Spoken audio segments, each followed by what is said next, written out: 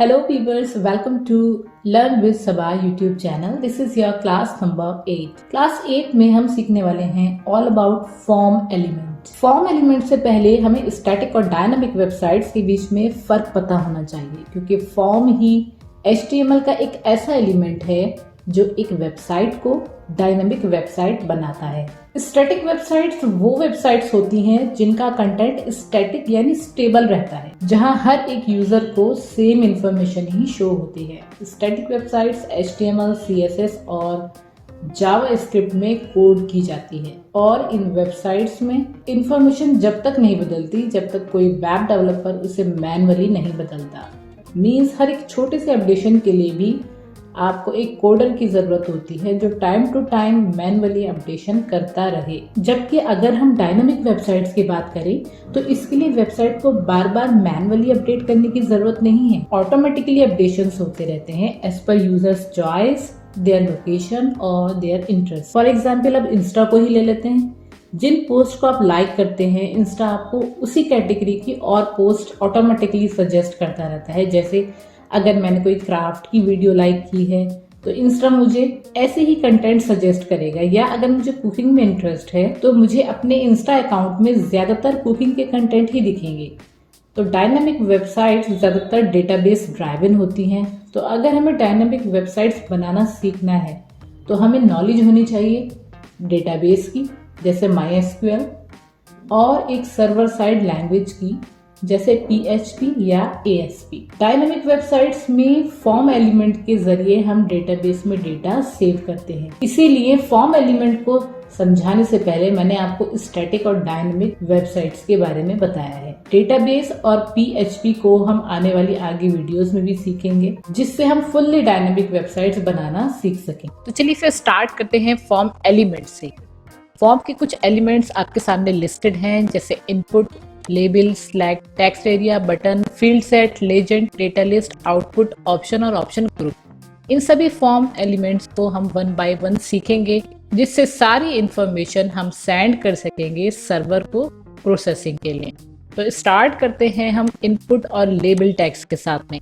तो form start करने के लिए आप लिख देंगे form tag and then form close.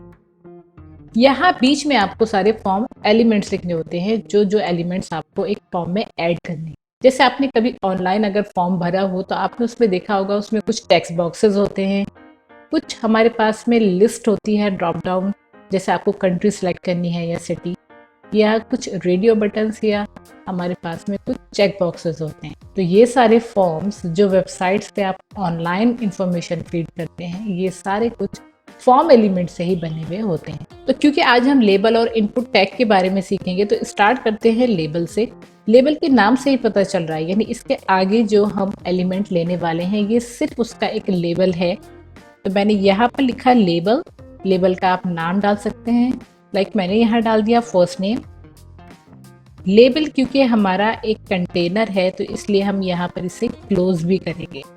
Close करने के बाद में अब आपने लेबल तो लिख दिया, फर्स्ट नेम, यूज़र से इंफॉर्मेशन भी तो इनपुट करानी है, तो उसके लिए आपको टेक्स्ट बॉक्स बनाना होगा। तो टेक्स्ट बॉक्स बनाने के लिए हम यूज़ करते हैं input type is equal to text. यहाँ आप चाहें तो इसकी एक ID भी दे सकते हैं। ID या फिर क्लास हम आने वाले ट्यूटोरियल में सीखेंगे, जब हम पर्टिकुलर इंफॉर्मेशन को फीड करेंगे सर्वर में। तो यहाँ मैंने ID इसको ऐप नेम दे दी। यहाँ आप टैग क्लोज कर देंगे। इनपुट हमारा एम्प्टी टैग है, इसलिए हम यहाँ इसको क्लोज नहीं करेंगे।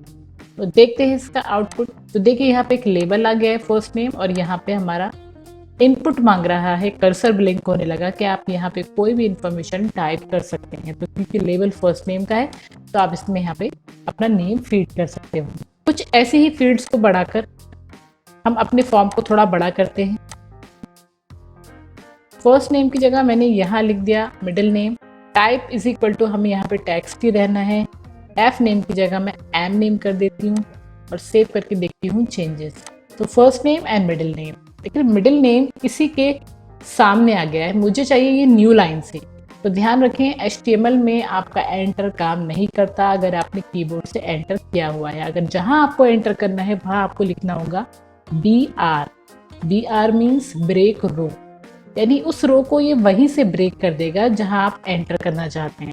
तो सेव करके चेंजेस देख लेते हैं। अगर आप 2 BR देंगे तो लाइन स्पेस हमारा एक एंटर और हो जाएगा। Input type is equal to text. Text के अलावा और क्या क्या हो सकता है आइए देखते हैं।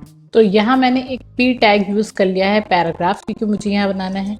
Choose your favourite language. तो यहाँ पी क्लोज करने के बाद में हम लिख सकते हैं input type is equal to text. तो हमने सीख लिया कि ये टेक्स्ट बॉक्स बनाने के लिए यूज होता है। इसमें हम टेक्स्ट टाइप करके कोई भी इंफॉर्मेशन सर्वर को सेंड कर सकते हैं। अगर हम टेक्स्ट नहीं चाहते, कुछ रेडियो बटन चाहते हैं, तो उसके लिए हमें लिखना होगा radio. Input type is equal to radio. उसके आप आईडी भी दे सकते हैं। क्योंकि मैं यहाँ पर लैंग्वेज पूछ रही हूँ यूजर से, उसकी वेब लैंग्वेज, तो मैंने इसकी आईडी यहाँ पर वेब लैंग्वेज डाल दी। अब यहाँ पर हम इसका लेबल यूज कर सकते हैं। तो मैंने लिखा लेबल एंड सबसे पहले हम HTML एक ऑप्शन दे देते हैं। अगर और ऑप्शंस देने हैं रेडियो बटन के साथ में तो आपको सेम मेथड यूज करना है। लाइक यहाँ HTML की जगह हमने दे दिया CSS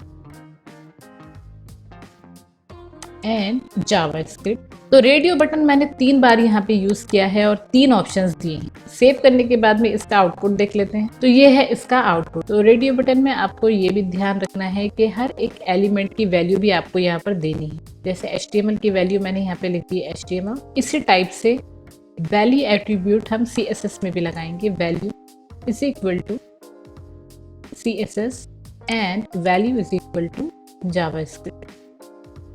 तो इससे जब हम ये वाली इंफॉर्मेशन सेंड करेंगे सर्वर पर, तो ये वाली वैल्यू ही एक्चुअली डेटाबेस में फीड होती है, जो हमने यहाँ पर एट्रीब्यूट के साथ में लिखी हुई है। एक एट्रीब्यूट होता है इनपुट का name. Name is equal to कोई भी एक नेम, यानी मेरे लिए पूरा ये एक ग्रुप है लैंग्वेज का। इस ग्रुप को आप सेम नेम देंगे। लाइक मैं यहाँ पर दे रही हूँ लैंग्वेज। यही वाला नेम आपको बाकी और एट्रीब्यूट में भी यूज करना होगा। सेव करने के बाद में फाइनली इस फॉर्म का आउटपुट देखते हैं। तो ये रेडियो बटन्स होते हैं जब हमें बहुत सारे ऑप्शंस में से कोई एक सिंगल ऑप्शन चाहिए होता है, और अगर हम कई सारे ऑप्शंस में से मल्टीपल यूजर से इनपुट चाहते हैं तो उसके लिए हम रेडियो की जगह यूज करते हैं चेक बॉक्स, जो कि हम अपकमिंग वीडियोस में डिस्कस करेंगे। आज की वीडियो का सिर्फ टारगेट ये था कि फॉर्म एलिमेंट्स के input type is equal to text and type is equal to radio, ये दोनों एलिमेंट्स हमने आज सीखे हैं। और साथ में हमने सीखा है लेबल टैग, किसी पर्टिकुलर इनपुट टैग का लेबल देने के लिए।